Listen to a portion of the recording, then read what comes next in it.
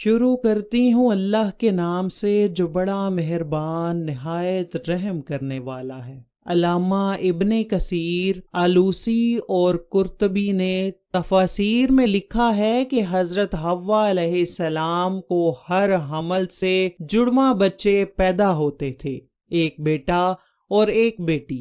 یہ دونوں سگے بہن بھائی ہوتے تھے، جبکہ پہلے حمل سے پیدا ہونے والا بیٹا دوسرے حمل سے پیدا ہونے والی بیٹی سے شادی کر سکتا تھا۔ حضرت آدم علیہ السلام کی سلبی اولاد کے درمیان ایک بطن کا دوسرے بطن سے نکاح جائز تھا۔ جب حضرت آدم و حوا دنیا میں آئے اور توالد و تناسل کا سلسلہ شروع ہوا تو ہر ایک حمل سے ان کے 2 بچے پیدا ہوئے، ایک لڑکا اور دوسری لڑکی۔ اس وقت جب کہ آدم علیہ السلام کی اولاد میں سوائے بہن بھائیوں کے کوئی اور نہ تھا اور بھائی بہن کا آپس میں نکاح نہیں ہو سکتا، تو اللہ تعالیٰ نے اس وقت کی ضرورت کے لحاظ سے شریعت آدم علیہ السلام میں یہ خصوصی حکم جاری فرمایا تھا کہ ایک حمل سے جو لڑکا اور لڑکی پیدا ہو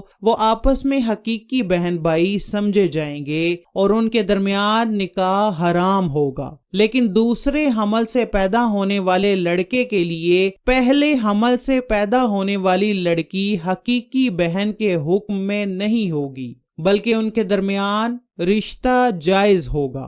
حضرت آدم علیہ السلام کی شریعت میں ضرورت توالد و تناسل کی وجہ سے یہ جائز تھا، اس کے علاوہ اور کوئی شکل نہ تھی، اس کو اللہ تعالیٰ نے اس وقت جائز فرمایا تھا۔ چونکہ بعد میں اس کی ضرورت نہ رہی، اس لیے پھر حضرت آدم علیہ السلام کے بعد آنے والی ہر شریعت میں اس کو منع کر دیا گیا کہ کوئی بہن بھائی آپس میں شادی نہیں کر سکتا۔ قابیل کے ساتھ جو لڑکی پیدا ہوئی وہ بے انتہا خوبصورت تھی، جبکہ حضرت حابیل کے ساتھ جو لڑکی پیدا ہوئی وہ اتنی خوبصورت نہ تھی۔ حضرت آدم علیہ السلام کی شریعت کے مطابق جب یہ جوان ہوئے تو قابیل کی شادی حابیل کی بہن سے ہونی تھی اور حضرت حابیل کی شادی قابیل کی بہن سے ہونی تھی، لیکن قابیل اپنی ہی بہن کو پسند کرنے لگا اور وہ اسی سے شادی کرنا چاہتا تھا، جبکہ شریعت آدم میں اس کی ممانعت تھی کہ ایک ہی حمل سے پیدا ہونے والے بچوں کی شادی آپس میں نہیں ہو سکتی۔ لہٰذا جب یہ صورتحال زیادہ بگڑ گئی تو حضرت آدم علیہ السلام نے ان دونوں کو اللہ کی راہ میں قربانی پیش کرنے کو کہا اور بتایا کہ جس کی قربانی کو آسمان سے آگ آ کر کھا جائے تو سمجھنا کہ اس کی قربانی قبول ہو گئی۔ قابیل کھیتی باڑی کا کام کرتا تھا، حضرت حابیل علیہ السلام بکریاں چرایا کرتے تھے۔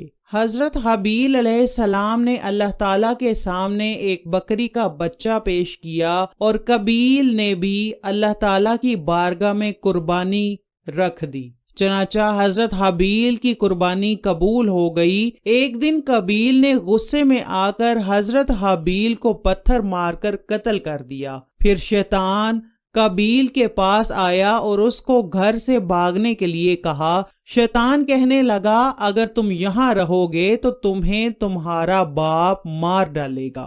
بس اسی قتل کے ڈر سے قابیل اپنی سگی بہن اکلیمہ کو لے کر یمن کی پہاڑیوں میں جا بسا۔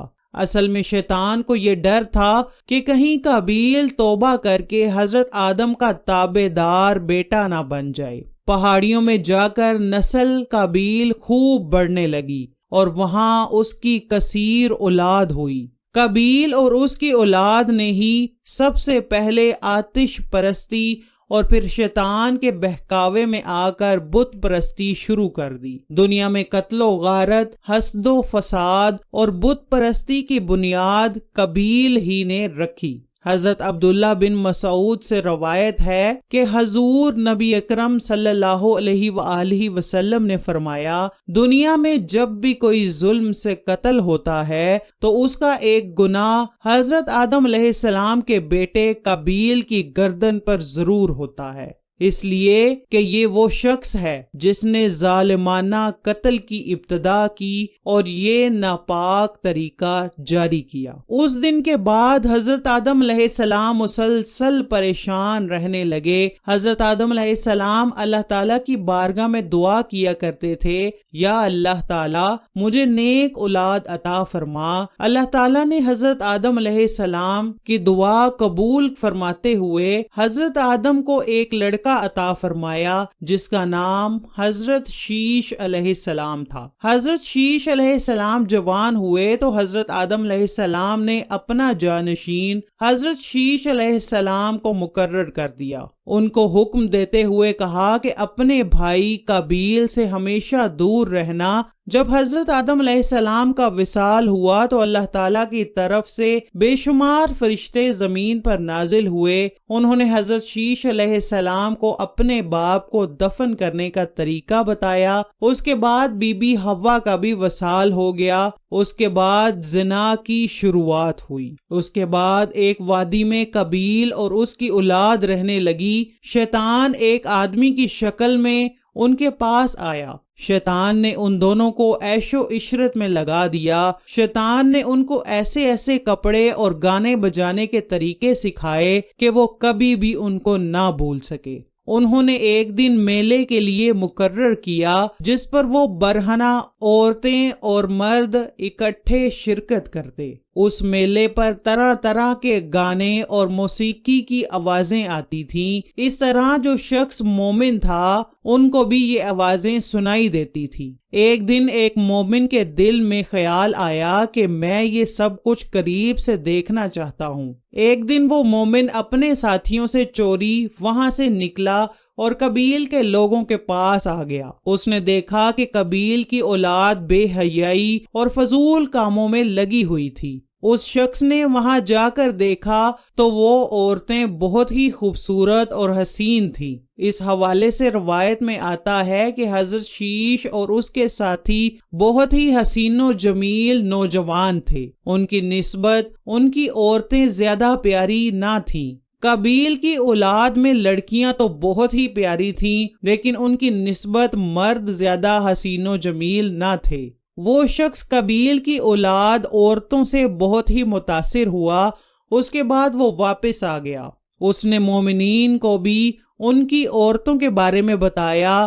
ان میں سے جو کمزور ایمان والے تھے وہ قابیل کی اولاد کی طرف ہجرت کرنے لگ گئے۔ کافی حد تک مومن لوگ بھی قابیل کے فتنے میں داخل ہوتے گئے اور فضول کاموں میں شامل ہوتے جا رہے تھے۔ اس طرح وہ ایک دوسرے کی طرف مائل ہوتے گئے جہاں سے زنا جیسے کبیرہ گناہ نے جنم لیا۔ روایات میں آتا ہے کہ حضرت شیش علیہ السلام کے ساتھ رہنے والے ساتھیوں کی تعداد بہت ہی کم رہ گئی تھی جبکہ قابیل کا گروہ کافی مضبوط اور طاقتور ہو چکا تھا۔ وہ حضرت شیش اور ان کے ساتھیوں کو تنگ کرتے رہتے تھے، ان کو طرح طرح کی تکلیفیں دیا کرتے تھے۔ حضرت آدم نے وفات کے وقت حضرت شیش کو نصیحت کی تھی، اے میرے جانشین، میرے بعد تقوی اختیار کرنا اور اپنی نسل کو قابیل سے پاک رکھنا۔